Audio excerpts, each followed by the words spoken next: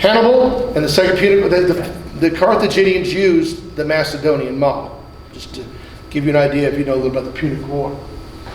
So what's going to happen is, so when the Romans start getting involved with the Hellenistic kingdoms, they have a military that can kind of beat them. So here we have it in 218, basically started the Second Punic War. What's going to happen is that the Romans will have conquered the Greeks who live in Magna Graecia, southern Italy and Sicily. They will beat the Carthaginians in the First Punic War. They'll beat the Italian tribes, the Samnites and the Umbrians and people like that. They will finally beat the terrifying Gauls that come down out of the north. And then they'll have this time, probably the closest Rome ever came to following, in my personal opinion, was the Second Punic War. Hannibal probably, they also beat Pyrrhus and the Epirote army. Probably the Second Punic War was the closest, my personal opinion, Rome ever came to fall during the Republican era. And what happened was the king of Macedonia, the purple there, his name is Philip V, he actually made an alliance with Hannibal. Hey, while you fight the Romans in the west, I'll come in from the east. Man, if that had happened, whoa, could have been very tough on the Roman peoples. Didn't pan out. The alliance didn't work out particularly well. And then when the Carthaginians were beaten, Rome looked eastward and said, hey, Macedonia, thanks for stabbing us in the back. And all the little Greek city-states there in the mint green were like, yeah, we don't like those Macedonians. Well, some of them like the Macedonians, some of them like the Romans, some of them would be left alone.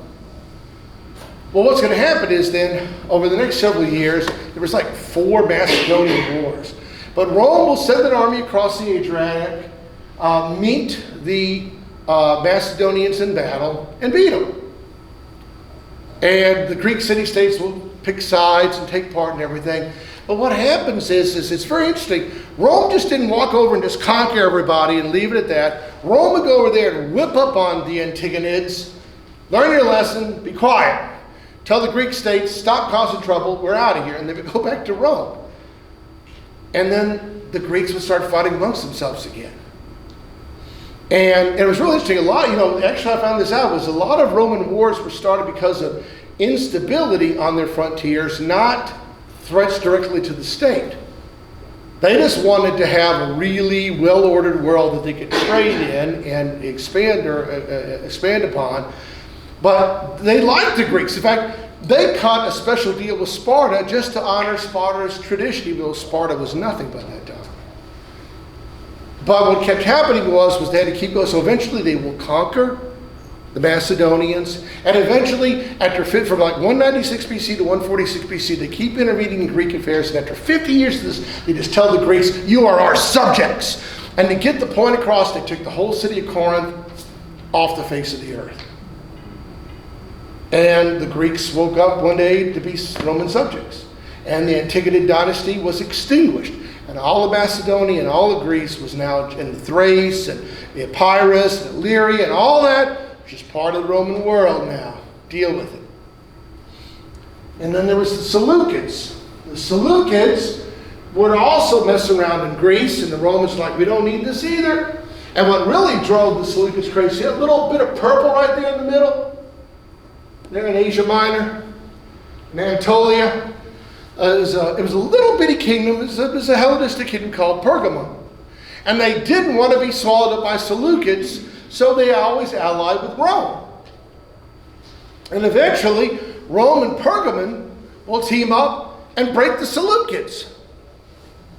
It eventually got to the point where the whole Seleucid kingdom was just this little rump in the middle of Persia. The last 100 years of the Seleucid world, there was like king after king after king. There was revolts and rebellions and palace coups. And trying to keep track of who was in charge, they just kept getting weaker and smaller. And the smaller, the weaker they got. Neighboring peoples like the Armenians jumped in. Hey, let's carve ourselves our own land out. And the Indians and the Parthians, and they just come down. And this is, it's like, come get the dying, come and get the carcass of what was left of the Seleucid world. And eventually what will happen is in 66 BC, Pompey the Great Julius Caesar's partner in the first triumvirate, will march into Anatolia, and in 3 years he'll just go around conquering the whole area and telling you you're now Roman subjects. And he eventually just went to the last, I don't think he killed, he just said, you're not king anymore. Out of here. And the Seleucids, by 63 BC, they're gone. And so basically, all that remained was Ptolemaic Egypt. Ptolemaic Egypt held out because it was very wealthy, they could buy a lot of love, and they also were a giant granary. They were a huge breadbasket. And their grain went straight to Rome to feed a growing population. Their grain went straight to Rome to feed this growing world, this growing Roman world. And the Romans took very care of the Egyptians. Everybody knew that Egypt was under the protective cloak of the Romans. In fact, at one point in time, in 168 BC, the Seleucid king, who wanted to be God revealed, was marching an army down to conquer Ptolemaic Egypt, and one elderly Roman senator met him in the desert and said, "Stop, or Rome will have your head." And he stopped and turned and went home. The story has it the senator drew a circle in the sand and said, "Give me your answer before you..." The king was like, "Well, I got to talk to my advisors and what to do." And the senator drew a circle around him in the sand and said, "You give me your answer before you step out of the circle, or it's a war." And so Antiochus IV said, "It's war. I mean, I'm going on. It won't be war." And he leaves. So yeah, but the problem was for Egypt was instability. Can't have that. The Greeks are unstable. Get them. The Seleucids are unstable. Get them. And then you get instability with sex. So what happens is that's Cleopatra VII. She's married to her brother, Ptolemy XIII. They have been falling out, and Ptolemy exiles her, probably tries to kill her, but he exiles her. She gets away or whatever, and she plops herself at the feet of Julius Caesar, who was showing up in Egypt with an army to get things settled down. Hey, we want your grain, and we don't want the granaries being set on fire in the middle of a war. We don't need any Egyptian civil war here. So she actually ends up at his feet. And she's an amazing woman from everything I can gather. She was a remarkable woman. And so Caesar becomes her protector, marches into Alexandria. They have several fights. Ptolemy XIII dies. The forces that support him are suppressed. And Egypt is settled again and in Rome's corner once more, to the point where Caesar brings her back to Rome and gives her a triumphal procession, has a magnificent palace built for her. And she is so grateful, she gives him a son. Go figure. Caesarion, what a great name. And then she goes back to Egypt, and then Ides of March, stabbity, stabbity, stabbity, stabbity, stabbity. So what happens next? So you get a second triumvirate, where Octavian, Caesar's great nephew and heir, and Mark Antony, one of his most trusted and capable generals, they split up the empire. Octavian in Rome, running the western half, and Mark Antony goes to Alexandria to run the eastern half. 3 kids later, it happens. Eventually gets to the point, but here's the problem though. Mark Antony was married to Octavia, who was the sister to, it didn't look good. But Octavia was in Rome, and Mark Antony's in Alexandria. It's the, long distance relationships never work. And so what happens is this goes on for like more than a decade, and finally get to the point where Cleopatra and Mark Antony team up against Octavian, Caesar's successor. And you have basically a second civil war. It ends here at a place called Actium. This was off the coast of Greece. A Roman fleet met an Egyptian fleet.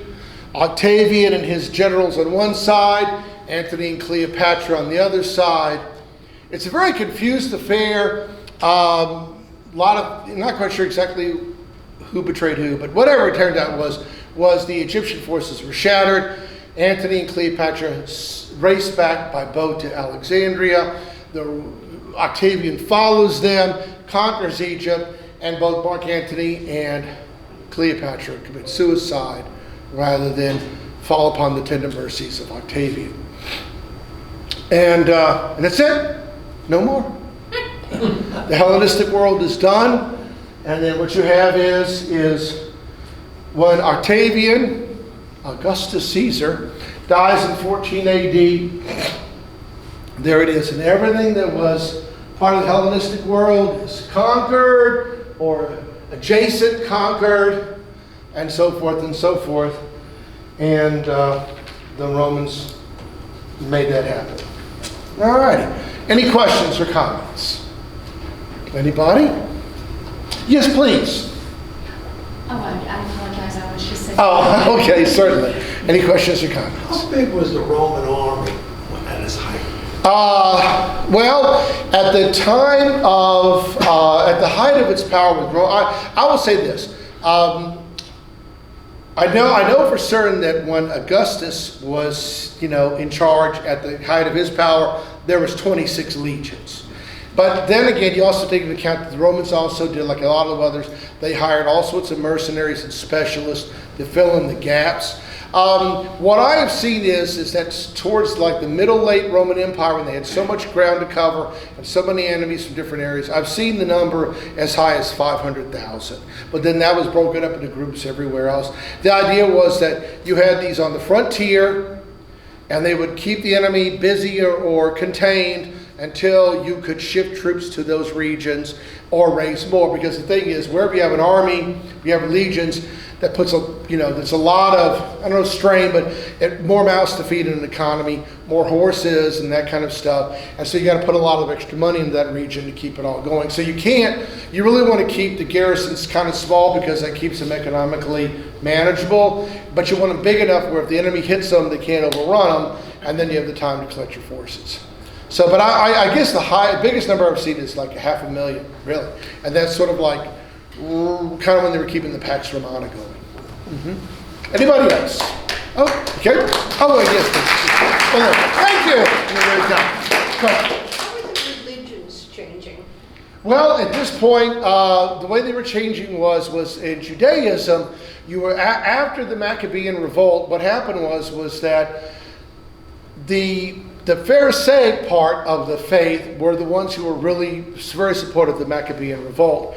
And so the big divide was the Sadducees were more of the older traditional branch, and the Pharisees were the more young. And actually the Sadducees were usually the aristocratic families, and the Pharisees were more middle class, and they also represented maybe more innovations. The Pharisees, they're pretty rotten in a lot of ways, but at that time they were actually probably the more modern or reformist branch of the faith.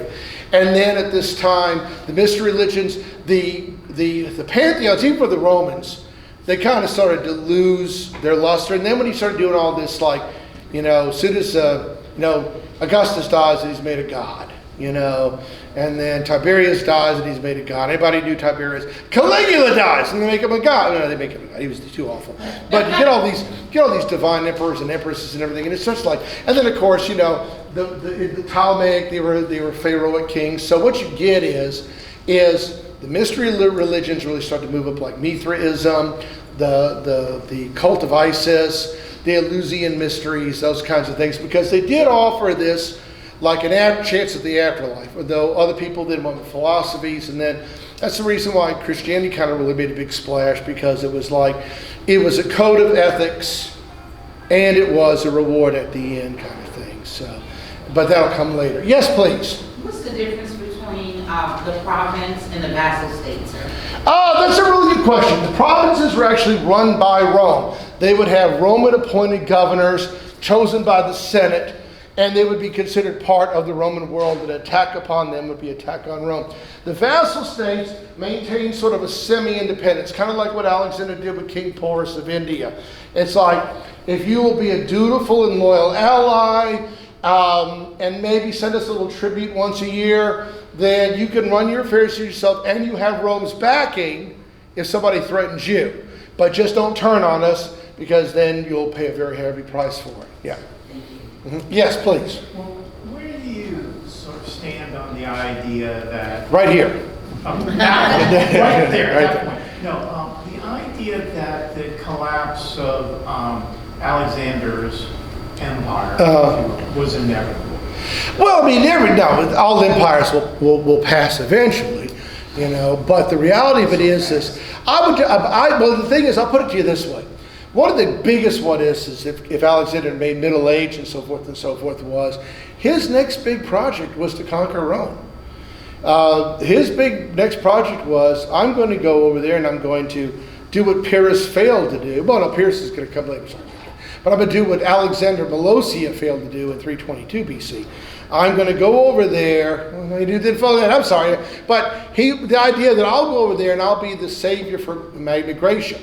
I will go in and save the Greek colonies in Italy and Sicily by defeating the Romans. And the truth was, 319 BC or so, if you took the Alexandrine army up against the Roman army, the Romans would have lost. Almost guaranteed. Because one of the other things was, not only was it a better army, but if Alexander brought elephants over, he would have been ahead of Pyrrhus by 45 years, and the Romans did not like the elephant. So he was going to conquer Rome, and then who knows? And then Pyrrhus went down and fought. He beat the snotwiggle out of the Carthaginians before he finally died from a roof tile. And maybe go to Sicily too and kick out the Carthaginians. With Alexander, the only thing that would have stopped him was death, and that's what stopped him. But I don't know. Then if he built this bigger empire, if he built this bigger empire and he died at 50, and he raised up Alexander IV to be a worthwhile successor, Plus, when he was alive, all those talented men, the Ptolemies and the Seleucuses, and Antigonus and all those kind of guys, and they're still there being loyal, dutiful servants for all those years. And then a lot of those men had very capable sons too, like Demetrius, the city taker and stuff like that. They not serving their dad, serving their dads. They served whom their dad served. And then, of course, that was the other thing too, is with this, when he conquered, one thing that Alexander never wanted for was money. So if you got power and wealth and talent and vision and charisma, who knows? So how soon after this did the Ottomans start?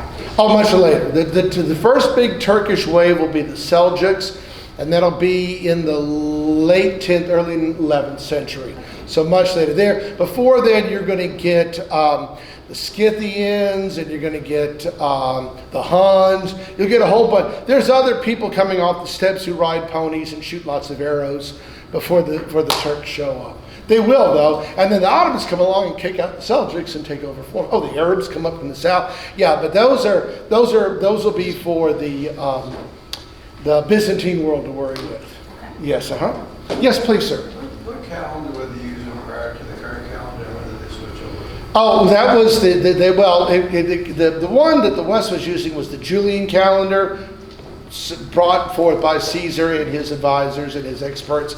And then what happened was there was a Pope Gregory who put together a Gregorian calendar, but I don't know, 1700s, 1750s, 30s, around the 18th century, the Gregorian calendar, or maybe earlier. But the thing was, like the Russians kept the Julian calendar for some time. Right, but in other words, back then, Yeah. 50 BC, Yeah.